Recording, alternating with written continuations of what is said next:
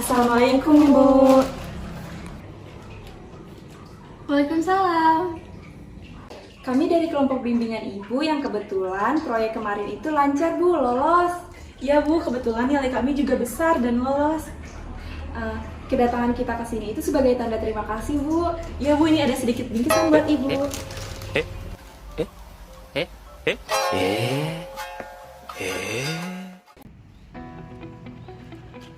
Nah, video cuplikan tadi merupakan salah satu bentuk dari gratifikasi. Gratifikasi itu apa sih? Gratifikasi adalah pemberian, yakni meliputi pemberian uang, barang, diskon, komisi, pinjaman tanpa bunga, tiket perjalanan wisata, fasilitas penginapan, pengobatan cuma-cuma, dan fasilitas lainnya. Gratifikasi pada dasarnya adalah suap yang tertunda, atau sering juga disebut dengan suap terselubung. Pegawai negeri ataupun penyelenggara negara yang terbiasa menerima gratifikasi terlarang, lama-kelamaan dapat terjerumus ke dalam bentuk korupsi lainnya, seperti suap, pemerasan, dan bentuk korupsi lainnya, sehingga gratifikasi dianggap sebagai akar dari korupsi.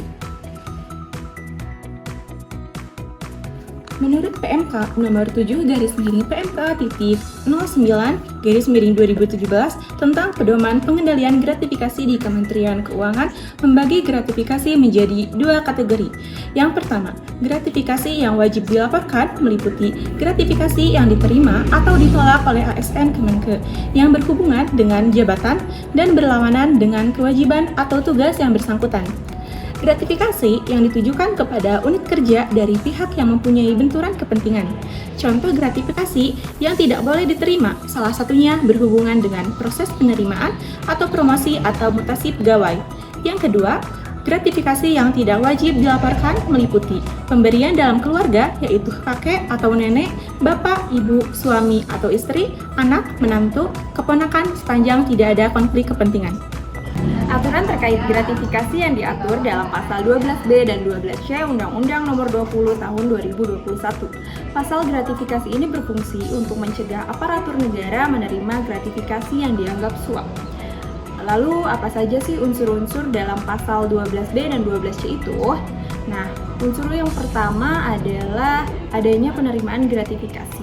Yang kedua, penerima gratifikasi adalah penyelenggara negara dan pegawai negeri. Dan yang ketiga adalah gratifikasi dianggap suap. Maksudnya itu gratifikasi yang diperoleh dari pihak yang berhubungan dengan jabatan penerima. Dan penerima gratifikasi ini bertentangan dengan kewajiban dan tugas penerima. Nah, mungkin banyak nih dari kalian yang masih bingung mengenai perbedaan antara gratifikasi dengan suap.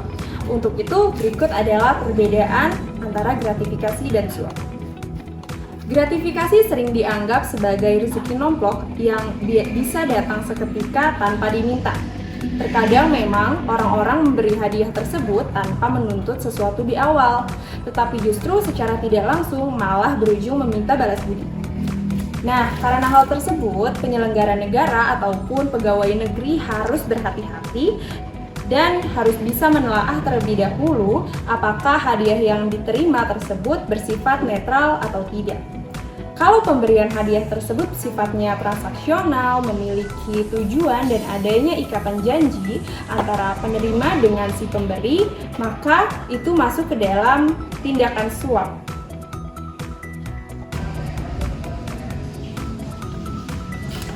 Berikut adalah contoh tindakan suap. Hai, Halo. Kenapa? besok matkul itu bakalan ada nggak ya dosen? Matkul si Bapak? Iya, Ada, katanya sih ada. ini gue pengen tipsnya. Kenapa? Soalnya gue nggak bisa hari besok tuh, gue udah ada janji. Tapi kan ini matkul udah dari jauh-jauh hari bakal masuk. Tapi gue juga ngerencanainnya udah jauh-jauh hari gitu loh, kayak jatah absen gue juga di matkul itu udah habis. Nah, Ya justru masuk dong. gue nggak bisa. Ya, terus gimana dong? Memotivasi sama Upis bantuin gue sekali aja. Nggak mau ah? Bantuin gue, Kak. Nggak dulu Bantuin ya. gue, Kak. Aduh, Bantuin. boleh deh. Iya deh.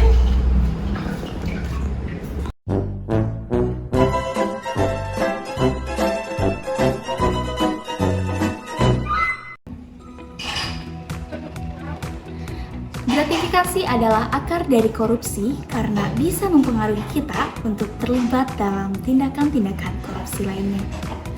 Oleh karena itu, mari kita selalu mengamalkan sikap anti korupsi dan memelihara integritas untuk menciptakan pemerintahan yang bersih dan bermutu. Dalam konteks peran mahasiswa, mereka memiliki peran krusial dalam memperjuangkan keadilan sosial, transparansi, dan akuntabilitas dalam pemerintahan. Peran mahasiswa mencakup kemampuan mereka sebagai agen perubahan dalam masyarakat, baik melalui advokasi, pendidikan, maupun aksi langsung. Melalui keterlibatan aktif dalam kegiatan sosial, politik, dan kemasyarakatan, mahasiswa dapat membentuk opini publik, memperjuangkan hak-hak rakyat, dan mendorong perubahan positif dalam tata kelola negara.